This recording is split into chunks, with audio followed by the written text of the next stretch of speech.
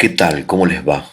Bueno, hoy quería compartir con ustedes un pensamiento acerca del pensamiento.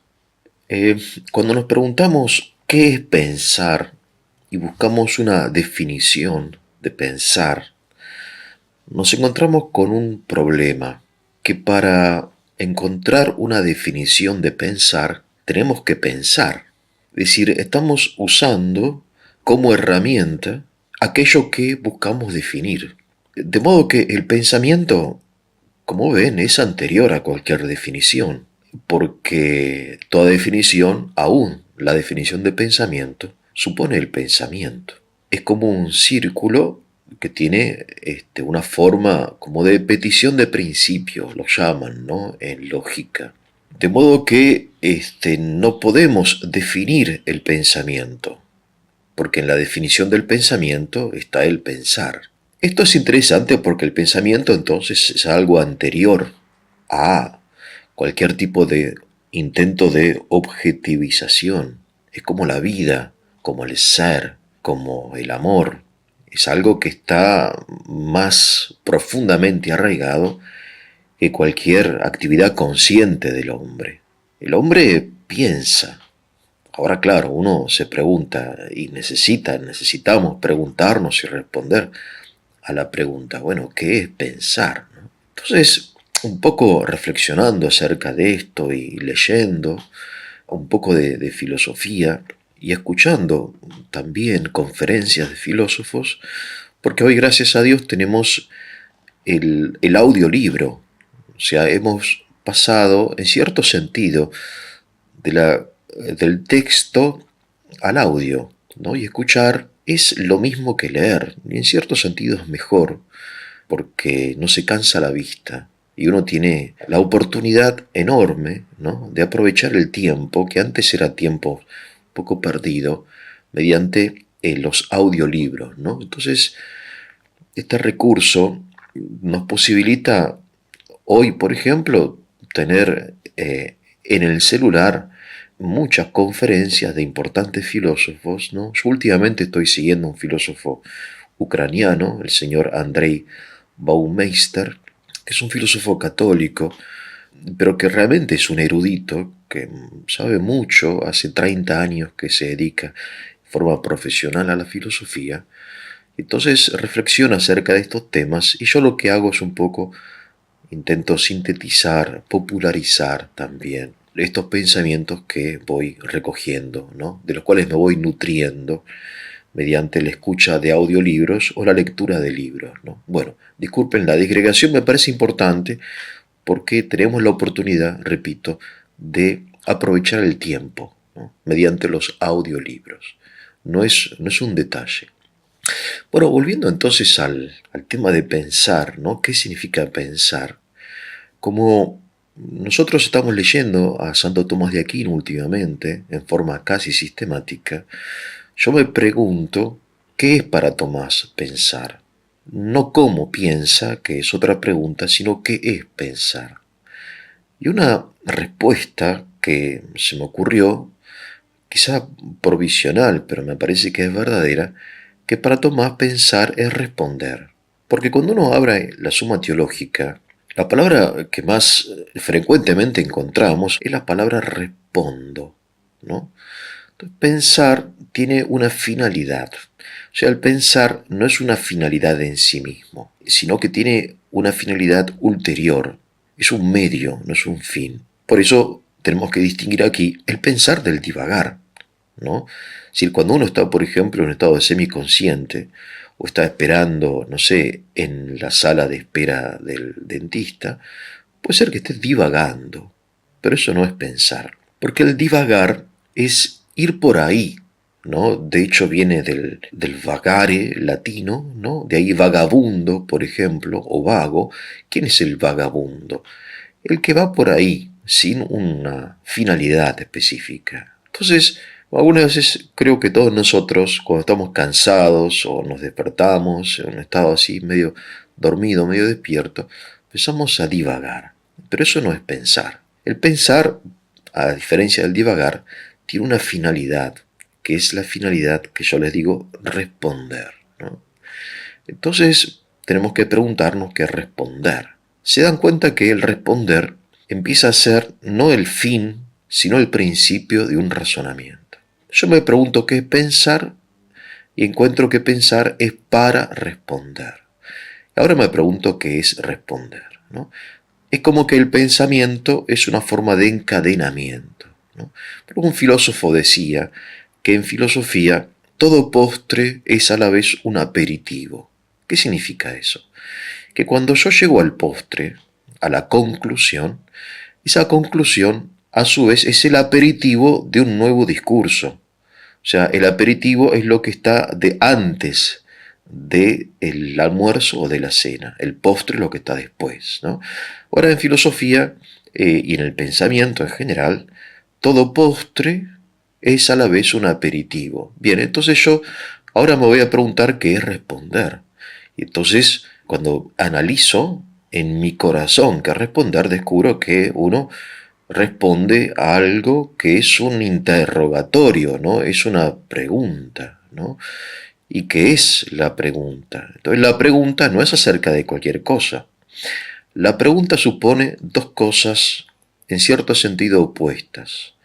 Porque yo me pregunto acerca de algo que no conozco, pero que también conozco. Porque si yo desconozco absolutamente el objeto, el sentido de mi pregunta, no puedo preguntarme. Pero si lo conozco totalmente, tampoco. No hace falta preguntarme porque ya lo conozco. Entonces la pregunta surge ahí como en la frontera entre lo conocido y lo no conocido, ¿verdad? Conozco, pero no conozco. Conozco algo, no conozco todo. Conozco los efectos, no conozco las causas. Conozco las apariencias, no conozco la profundidad, ¿no? Es decir, siempre estamos moviéndonos de lo conocido y lo desconocido. Ahora bien, para Tomás, lo conocido es el origen, el principio, el punto de partida para llegar a lo desconocido. O sea, cuando yo me pregunto acerca de algo, obviamente parto, como punto de partida tengo algo, ¿no? Algo que señala ese algo, que está oculto, pero por ahí es una quizá pequeña o casi oculta manifestación de algo que surge en mí, ¿no? La pregunta, ¿qué es eso, no? Entonces, ahí me pregunto. Entonces, tenemos aquí como un mapa mental, ¿no? Donde ya vamos como identificando algunas cosas importantes. Lo conocido, lo desconocido. En esa frontera, en ese límite, surge la interrogación, ¿no? La interrogación exige de mí una respuesta. Y para responder tengo que pensar en esta línea lógica que estamos como construyendo juntos, y creo que lo estamos haciendo bien. Podemos preguntarnos acerca de por qué me interrogo, qué me importa a mí lo que hay detrás, por qué me tiene que importar, ¿no? Y esto es algo específico del hombre. Siempre tenemos que preguntarnos acerca de lo específico del hombre, distinguiéndolo de lo simple, de lo exclusivamente animal, ¿no? Entonces el hombre piensa, se interroga, ¿no? Necesita responder. O sea, hay una inquietud en el hombre que va más allá de la supervivencia. Los animales no se interrogan, los animales no responden, porque no se interrogan. Sí, decimos algunas veces en un sentido más amplio, ¿no? Que mi perro respondió a esto agresivamente, ¿no? En fin. Pero esa respuesta de un perro o de un animal es una respuesta instintiva, es una reacción a un estímulo. En cambio, la respuesta del hombre no es una reacción a un estímulo, es algo absolutamente distinto, sustancialmente, no hay una diferencia, digamos, de grado en que nuestro instinto es más sutil que el instinto animal. No, no es un instinto. Estamos en el ámbito de lo intelectual, ¿no? Que es específico nuestro. Bien. Ahora vamos a Tomás, ¿no? Dice, respondo diciendo que. Siempre, cuando él se plantea una cuestión, pone objeciones, etcétera, y dice, respondo diciendo que. ¿no? Y sigue y empieza el discurso. Este respondo, él lo dice en primera persona del singular. No dice hay que responder en forma impersonal. Tampoco dice respondamos o respondería, sino es una afirmación en presente. Yo, Tomás, respondo. No es un detalle, porque hace referencia a algo propio del hombre, que es esta dialéctica entre la inteligencia y la voluntad, porque cuando uno responde, aunque la actividad obviamente es intelectual, el responder es un compromiso de la persona. Me estoy comprometiendo, me estoy, en cierto sentido, como decimos, jugando, ¿no? Yo respondo, es decir, me estoy arriesgando, me puedo equivocar. Esta expresión yo respondo, como ustedes se darán cuenta, no es muy habitual. Nosotros decimos yo pienso que, yo creo que, me parece que, siento que, ¿no? Pero yo respondo es fuerte. De hecho, no es del todo, digamos, agradable porque el responder supone responsabilidad. De hecho, como ustedes se dan cuenta, son palabras casi idénticas que vienen de la misma raíz, responder y responsabilidad, ¿no? Ahora, la responsabilidad obviamente es más amplia porque hay una responsabilidad económica, una responsabilidad legal, laboral, etcétera. Y esa responsabilidad se extiende a la respuesta que doy a cualquier pregunta. Porque cuando respondo yo estoy como comprometiéndome. Esto es muy importante. Aún más, hay algo de pasional en esto, algo de emocional, ¿no?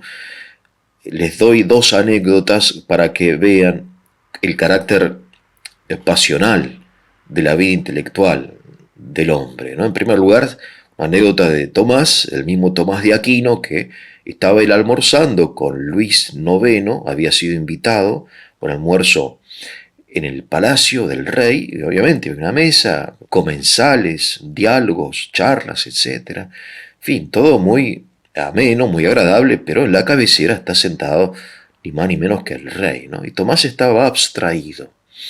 Ya es una falta de respeto, porque si uno está sentado en la mesa del rey, tiene que conversar. Tomás no estaba conversando, estaba abstraído, porque en ese momento él estaba intentando responder a las sectas de los maniqueos, que era muy frecuente en aquella época, ¿no?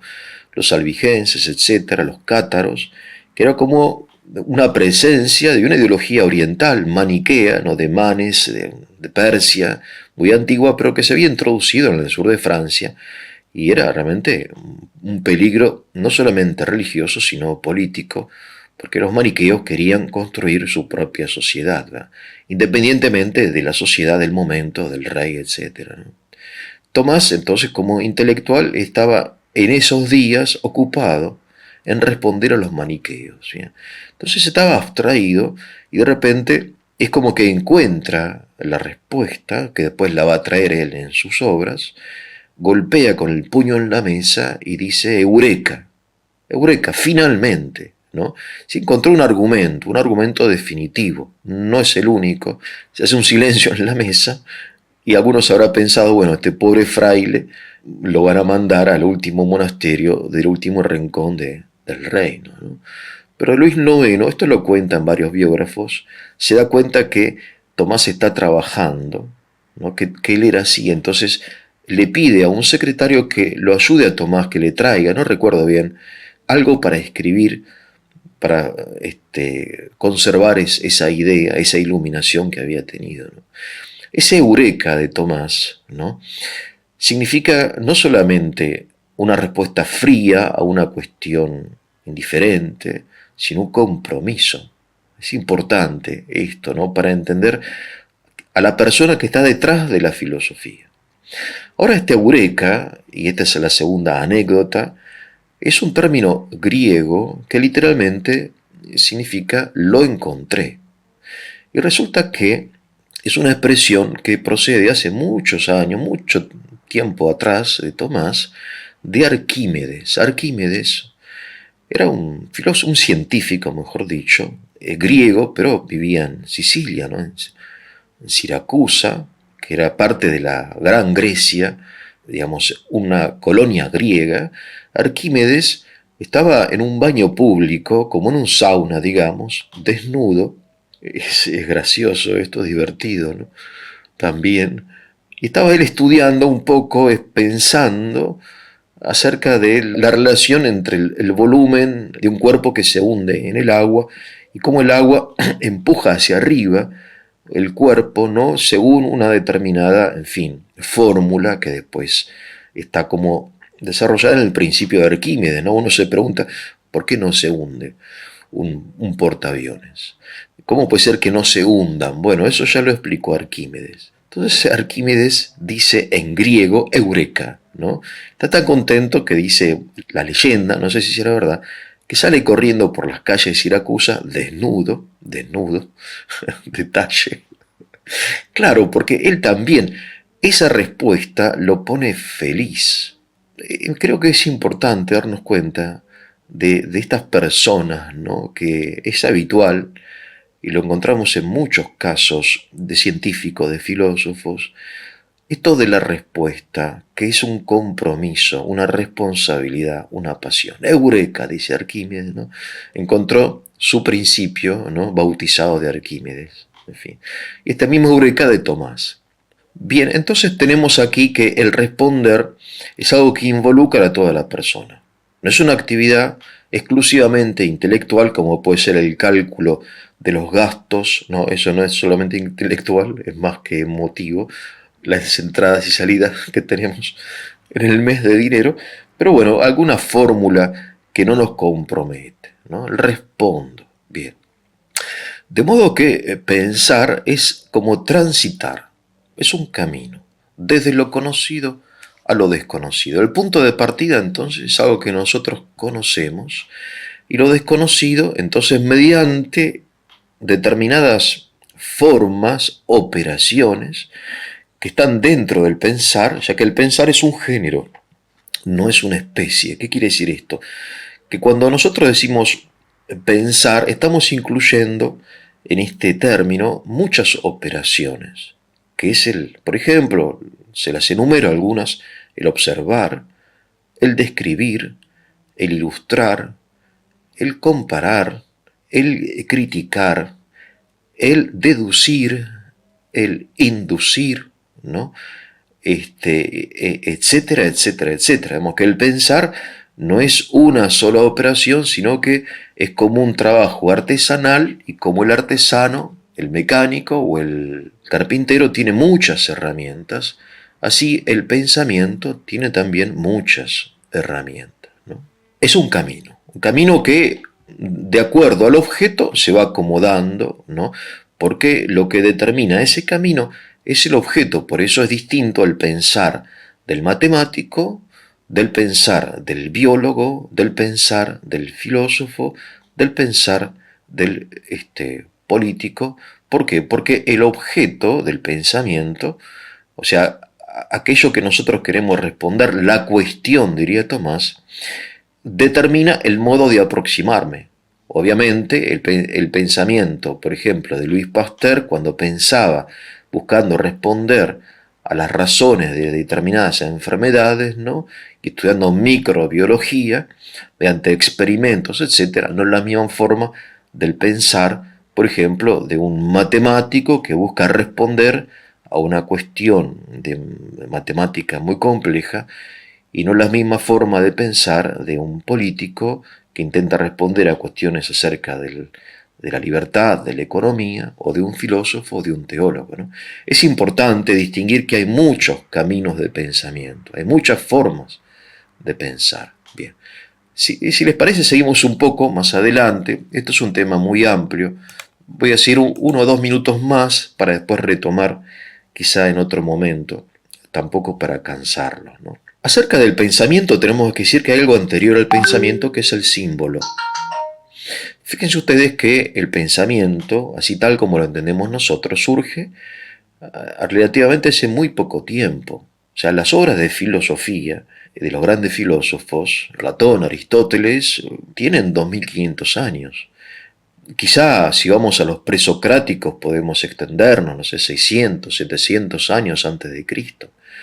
¿Y qué había antes de eso? Que el hombre no pensaba. El hombre se manejaba en un terreno más bien simbólico, ¿no? Hay flautas, instrumentos musicales que se han encontrado que tienen 40.000 años, 40.000 años. Hay pinturas rupestres que tienen también 30.000, 40.000 años. Hay monumentos del neolítico muchísimo más antiguo que el pensamiento. Quiere decir que en el orden evolutivo el símbolo es anterior al pensamiento, porque el pensamiento supone algo que llamamos concepto. Nosotros pensamos con categorías, con conceptos, pero antes de esos conceptos el hombre es capaz de pensar mediante símbolos. Es como lo que sucede también en el orden biológico con los niños. El niño no tiene el concepto de lo mío y de lo ajeno, pero lo siente y lo expresa. O sea, cuando ve a una persona conocida, sonríe, se acerca, le extiende los brazos, se siente cómodo. Cuando una persona desconocida se retrae, se aparta, hasta puede llegar a ponerse a llorar o a gritar, porque ¿qué es esto? ¿Quién es esta persona que está acá? ¿No? Sí, el bebé se mueve en el terreno simbólico, pero no en el terreno conceptual. Yo no le puedo preguntar a un bebé qué es y cuál es la diferencia entre lo que es lo familiar y lo ajeno, entre lo propio y lo extraño. Es incapaz de conceptualizarlo, pero lo entiende y lo expresa, aunque no lo conceptualiza. Del mismo modo, en términos históricos, podríamos decir, comparando la biografía de una persona con la biografía de la humanidad, durante miles y miles de años los hombres pensaban en una dimensión no conceptual, sino simbólica. De ahí las pirámides, ¿no? De ahí la música, la danza, las sepulturas, ¿no? O sea, un hombre del Paleolítico no podría responder a la pregunta acerca de la inmortalidad del alma porque no había llegado a conceptualizar qué es esto de la inmortalidad, qué es este concepto, ¿no? El concepto es un molde que nosotros construimos, ¿sí? Son moldes intelectuales. Bueno, en aquella época no existían moldes intelectuales, pero sentía una percepción espiritual de la inmortalidad y por eso enterraban a los muertos, por ejemplo, en compañía o junto a herramientas o comida o vasijas o un pequeño arado, un pequeño martillo. ¿Por qué? Porque este hombre que acaba de morir necesita estas cosas para seguir viviendo. El terreno simbólico es de enorme importancia en nuestra vida, porque no es algo que hayamos dejado atrás, sino es algo que está en nosotros, ¿no? Es anterior y más importante que el terreno conceptual. Es algo que nosotros usamos y debemos seguir usando. Es el terreno, por otro lado, por ejemplo, de las celebraciones. Cuando uno celebra algo, es un símbolo. Cuando uno estrecha la mano de un amigo o le da un beso a su hijo, son símbolos, son signos que están más allá de lo conceptual, ¿no? Que son anteriores. Por eso la conceptualización que es tan afín a nuestra época racionalista no tiene que privarnos de la riqueza de lo simbólico. Bueno, voy a dejar aquí para continuar en otro momento. Me parece a mí que es un tema de enorme importancia y rescato sobre todo esta expresión de Tomás en primera persona del singular. Yo respondo. Bueno, si fue de su utilidad, le voy a pedir que le pongan el like o lo compartan y se suscriban al canal para su difusión. Con esto me despido, que tengan un muy buen día.